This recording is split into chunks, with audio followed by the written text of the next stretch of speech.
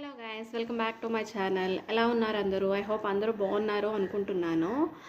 ఈరోజు ఒక చిన్న విషయం షేర్ చేసుకుందామని వీడియో చేస్తున్నానండి. అదేంటంటే లైఫ్లో మనకి కొన్ని సందర్భాలు ఎదురవుతాయి కదా. అంటే ఒక పని ఏమన్నా చేయడం ఇష్టం లేదు, లేదంటే ఒకరికి మనకేమన్నా ఆ సమాధానం చెప్పడం ఇష్టం లేదు. అట్లాంటి సందర్భాలు వస్తాయి కదా. అలాంటి సందర్భాల్లో చాలామంది ఇప్పుడు నేను ఇట్లా చెప్తే వాళ్ళు ఏమనుకుంటారో అని ఆలోచిస్తారు కదా. ఎస్ అని చాలా ఈజీగా చెప్పేస్తాం మనకు నచ్చిన పనులు చేయడానికో, లేదంటే మా ఏమన్నా ఎస్ చెప్పడానికి చాలా ఈజీగా చెప్తాము. అదే నో చెప్పడానికి మాత్రం మనం చాలా కొంతమంది మొహమాటస్తులు ఉంటారు, లైక్ మై హస్బెండ్. అట్లాంటి వాళ్ళకి నేను ఈ వీడియో షేర్ చేస్తున్నానండి. నో చెప్పకపోతే తర్వాత జరిగేవి తలుచుకుని బాధపడడం కన్నా ఆ టైంలో మీకు ఇష్టం లేదని నో చెప్పడం చాలా మంచిది. అఫ్కోర్స్ ఆ టైంలో మీరు కొంచెం బాధపడి ఉండొచ్చు, కానీ తర్వాత ఫ్యూచర్ బాగుంటుంది అని నా ఒపీనియన్.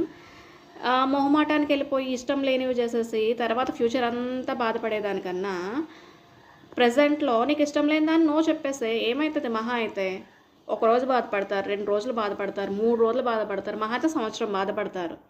కానీ ఫ్యూచర్ బాగుంటుంది కదా. అలా కాకుండా వాళ్ళేదో బాధపడతారు, వాళ్ళేదో అనుకుంటారని నీకు ఇష్టం లేని పని చేసి, నీకు ఇష్టం లేని థింగ్స్లో నువ్వు దూరి వాళ్ళ వల్ల ఎట్లా అయింది, వీళ్ళ వల్ల ఎట్లా అయిందని ఫ్యూచర్ అంతా పాడు చేసుకుంటే ఎవరు బాధపడేది చెప్పండి? మిమ్మల్ని నమ్ముకొని వచ్చిన మీ భార్య, మీ పిల్లలు, అంతే కదా, మీ ఫ్యామిలీ.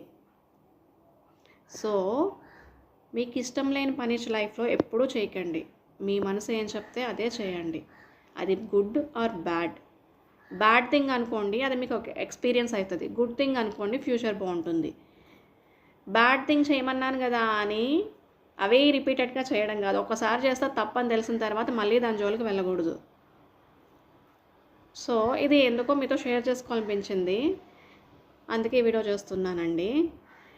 వాళ్ళేదో అనుకుంటారు, వీళ్ళేదో అనుకుంటారు అని చెప్పి మొహమాటానికి వెళ్తే బాధపడేది మనమే తప్ప ఆ నలుగురు వచ్చి నీకేమి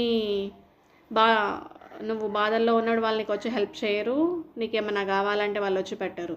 సో నీకు ఇష్టం లేని పని లైఫ్లో ఎప్పుడూ చేయొద్దు, ఓకేనా?